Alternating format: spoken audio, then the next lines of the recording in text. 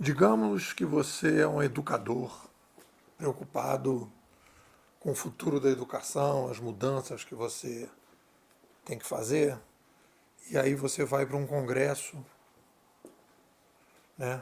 E aí vão chamar todos os educadores para conversar sobre o futuro da educação. Aí fica todo mundo ali conversando. E vai chegar um determinado momento que as mudanças propostas vão estar muito longe da necessidade que o Sapiens 2.0 tem na educação, que a gente vai chamar aqui de educação 2.0. Qual é o problema central? E é aí que, trabalhando nesses e-books que a gente tem feito aqui na escola, a gente vai vendo. Quando o nosso querido Marshall McLuhan, há mais de 70 anos, né, uma frase que inclusive não é dele, é uma interpretação que um parceiro dele faz da frase dele, que ele diz assim: o ser humano cria as tecnologias e as tecnologias recriam o ser humano. Essa é a frase. Essa frase, ela é como se fosse assim, sabe quando aquela história de que você tem um dedo na represa, que quando você segura a represa tem um buraquinho, você bota o dedo. Se você tirar o dedo daquele buraquinho, a água que vai começar a sair vai ser tão forte que ela vai expandir e vai derrubar toda a represa. Então a princípio parece que não se modifica nada, né? O ser humano cria as tecnologias, e as tecnologias recriam o ser humano. Nesse momento, o McLuhan introduz a ideia de que nós somos uma tecnoespécie e que as tecnologias, diferente do que pensa a ciência social 1.0, né, ou praticamente quase todos os autores da ciência social 1.0, ele vai dizer nós somos uma tecnoespécie. E aí você cria uma crise da ciência social. A ciência social, se a gente pensar assim num encontro, num lobby de um hotel, né, vai ter um congresso no hotel, imagina as ciências como se fosse um hotel. Então você tem no hall de entrada do hotel a ciência social. E ali na ciência social você precisa definir o seguinte: quem é o Sapiens? Como é que ele caminha na jornada? Como é que é a jornada do Sapiens? E aí o mesmo McLuhan vai dizer: mudou a mídia, mudou a sociedade. Ou seja, não só somos uma tecnoespécie, mas as mídias marcam as eras civilizacionais. Então, se a gente entra e a gente diz assim, olha, tem uma galera aqui nesse hall de entrada que está discutindo a ciência social dessa maneira. Aí você fala, não, isso aí não gosto. McLuhan, não sei quem é. Vou pegar essa galera aqui. Aí você tem duas salas. Tem a sala assim, Escola de Pensamento Canadense, McLuhan, e depois tem a Ciência Social Tradicional. Aí você vai para a Ciência Social Tradicional e aí você vai entrar nas salas da educação que são baseadas na Ciência Social 1.0. Não tem jeito. E aí você vai ficar rodando em círculo porque você não vai entender o papel que as tecnologias têm em todas as ciências sociais e o papel das mídias em todas as ciências sociais. As ciências sociais são subciências sociais, que são dependentes da visão da ciência social mais ampla. Então, se eu tenho uma crise da ciência social, eu primeiro preciso resolver a crise da ciência social para depois, então, entrar numa sala particular para discutir educação, administração, psicologia, direito, né? Todas as áreas da ciência social eu preciso discutir, mas eu preciso primeiro fazer a revisão da ciência social 1.0. Se você me perguntar, Nepô, aonde está a principal crise da dificuldade que a gente tem de entender esse novo cenário digital? E eu vou dizer, é porque as pessoas continuam trabalhando e operando na ciência social 1.0. A ciência social 2.0 se inicia com o McLuhan. Sem o McLuhan, Sem essa visão canadense, a gente não consegue entender o novo cenário. Então, a primeira coisa importante desse book que a gente está trabalhando, o Flecha fez o prefácio, é: nós estamos vivendo uma crise da ciência social 1.0, e se a gente não trabalhar e tiver uma boa revisão dessa crise, a gente não consegue entender as diferentes áreas. Então, digamos, a gente vai fazer um curso, né, sobre educação 2.0. A primeira coisa é dizer, olha, vamos rever a maneira que a gente pensa o Sapiens e vamos rever a maneira que a gente pensa a sociedade. A partir daí, nós vamos para a ciência social 2.0, e aí da ciência social 2.0 a gente vai analisar a administração. Porque, por exemplo, na administração, né, o modelo de administração é dependente da mídia. Mudou a mídia, mudou a administração. Mudou a mídia, mudou a educação. Mudou a mídia, mudou o direito. Mudou a mídia, mudou a economia. Porque a mídia é o epicentro do Sapiens. Como é que a gente pensa, como é que a gente interage, como é que a gente se comunica, como é que a gente troca através de tecnologias midiáticas. O nosso cérebro, a mídia é uma prótese do cérebro. A gente está trocando a prótese do cérebro. Objetivamente é isso. A gente não tem outra coisa, a gente não consegue usar a mente se não tiver uma tecnologia. Eu estou falando com vocês agora, tem um gravadorzinho aqui na minha frente, que eu vou colocar daqui a pouco no computador, e do computador eu vou transmitir para vocês, ou seja, tudo que eu estou falando é dependente do ambiente midiático que eu tenho em torno de mim. Se eu tenho um mundo oral, eu tenho uma sociedade oral. Se eu tenho um mundo escrito, eu tenho uma sociedade escrita. Se eu tenho uma sociedade escrita manuscrita, é uma sociedade escrita manuscrita. Então tudo vai se caminhar nessa direção. E aí então a gente começa a fazer uma reflexão a partir daí sobre a educação. E aí nesses e-books eu faço uma separação. Primeiro, o que é ciência, por exemplo, que é o primeiro e-book que nós fizemos, e como é que ela se reverbera na ciência, como é que ela reverbera na sociedade, né, 2.0, na civilização 2.0. Então a frase que a gente vai começar a discutir educação, a gente vai, por exemplo, colocar essa visão do Sapiens, de um Sapiens progressivo, que eu boto: ser humano é estar humano. Ser humano é estar humano, é um processo. Esse ser humano, para estar humano, ele precisa de uma formatação básica obrigatória. Nós não temos aquele eu primitivo, estou procurando a minha identidade. Não, nós somos formatados. Existe uma necessidade, o Sapiens é formatado. Muito mais do que um potro que já nasce em pé e já vai comer, né? Vai ali procurar a mãe, fica grudadinho na mãe, mas de qualquer maneira ele já nasce em pé. Para a gente poder ficar em pé, estou com a netinha, ela está demorando 1 ano para ficar em pé, né? O potro já fica em pé na hora que nasce. Então a gente tem toda uma formatação básica obrigatória.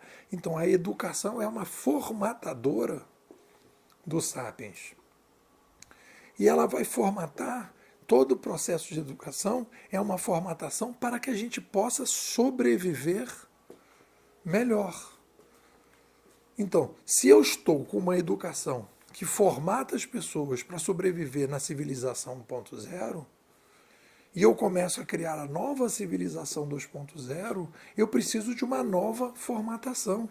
A educação, ela tem um papel formatador para permitir às pessoas viver melhor na sociedade que nós temos. E o que a gente tem que entender é que as sociedades que nós temos, elas são mutantes.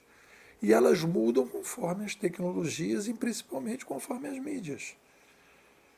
Então eu preciso fazer uma adaptação dessa formatação básica obrigatória para um Sapiens, que é o Sapiens 2.0.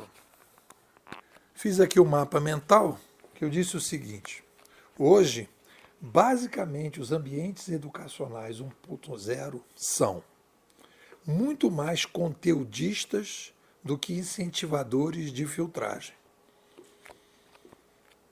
Se eu não vou falar, né? Mas se eu falar, ok, fulaninho, qual é a capital de tal país? Ok, fulaninho, qual é a etimologia da palavra tal? Ok, fulaninho, tudo está ali disponível no meu bolso. Então, a escola hoje é muito mais conteudista do que incentivadora das filtragens. Como diz o Clay Shirk, nós não temos um problema de excesso de informação, nós temos um problema de filtro. E o problema de filtro que ele fala é a incapacidade que a gente tem de filtrar tanta informação. Os ambientes educacionais 1.0 são muito mais massificadores do que originalizadores. A sociedade que a gente está entrando é uma sociedade com cada vez mais escolhas, que as pessoas podem cada vez se originalizar mais, e existe uma demanda de originalização, inclusive para poder sobreviver. Eu preciso criar serviços, eu preciso criar produtos tangíveis e intangíveis de maneira original para atender determinada demanda e com isso poder sobreviver. Então eu tenho que me originalizar, né? Eu tenho que ser muito mais. O ambiente educacional 1.0 ele é mais percepcionista do que padronista. A gente não tem esse apego aos padrões do passado. A gente começa, eu queria que fosse assim, eu queria que fosse assado, seria bom isso, seria bom aquilo, uma coisa mais mítica, artística, que não é baseada em padrões, né? Esse ambiente educacional 1.0 é mais preparador para se acostumar do que para mudar. Ele é mais condicionador do que sugestivo a ser empreendedor, né? E aí eles passam mais conhecimento e menos sabedoria. O que quer dizer isso? A sabedoria é o conhecimento com pitadas de felicidade, temperada pela felicidade. E a questão da felicidade vai ser central. Por quê? Porque eu preciso ter uma métrica.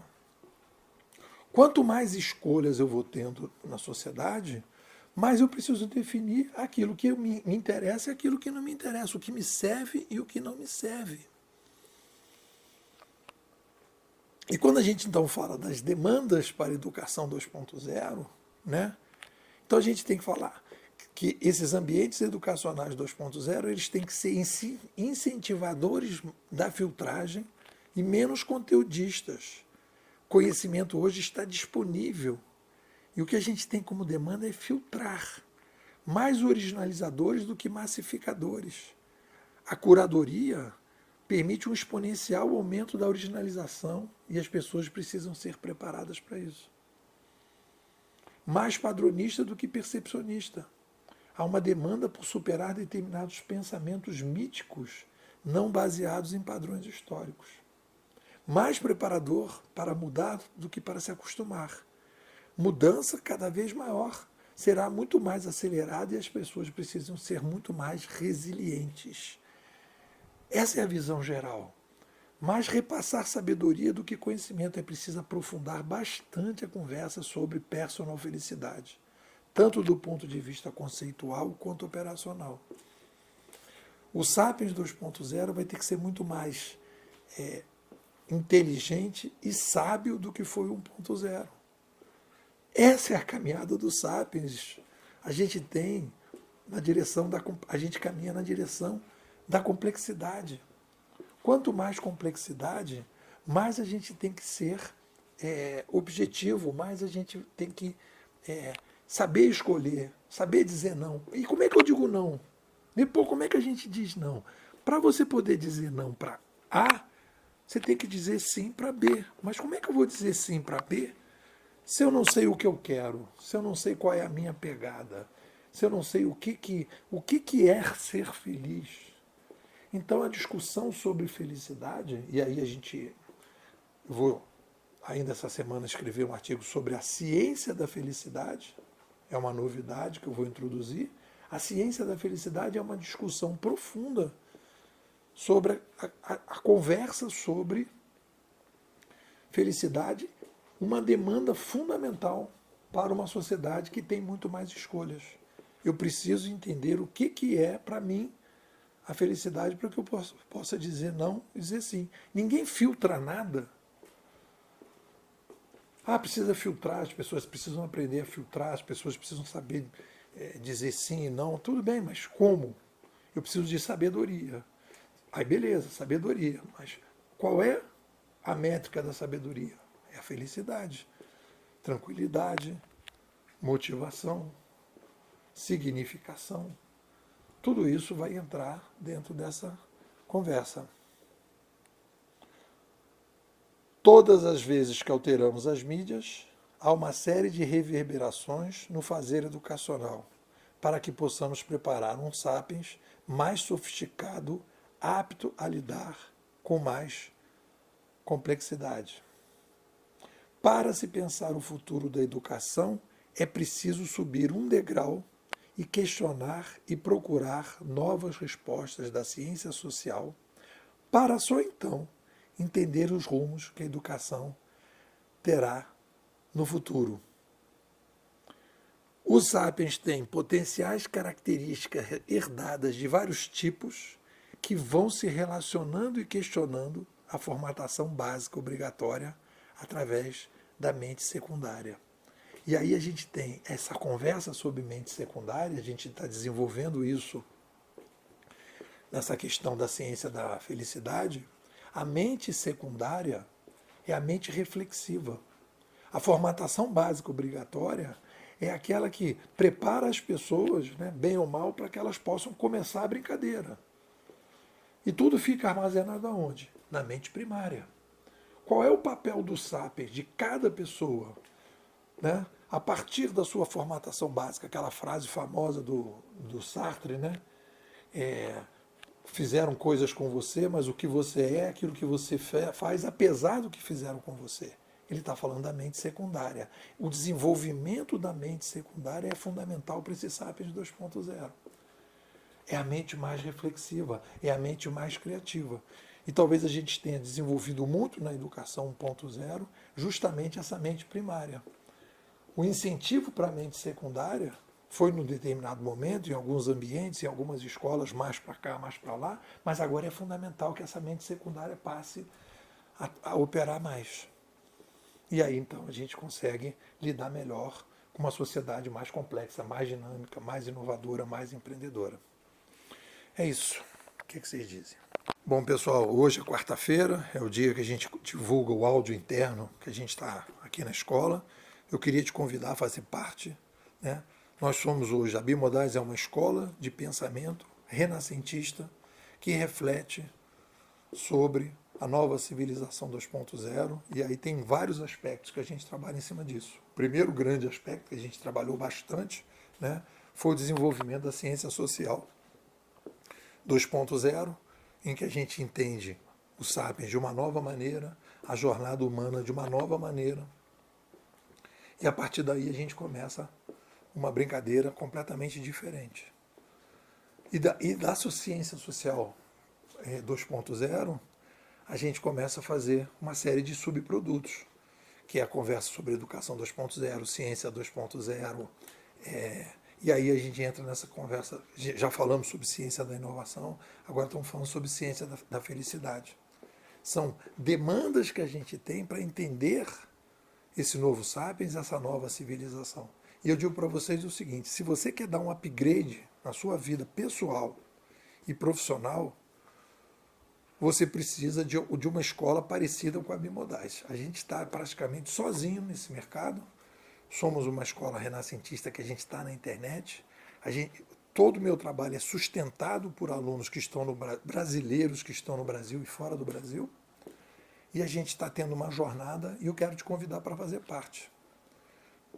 Custa apenas R$ 700 por semestre. Você fica de julho até dezembro recebendo áudios todos os dias, acesso a todos os e-books, as revisões dos e-books, lives, encontros presenciais. que é que você me diz? Vambora? Me manda um zap, 21 99608 6422.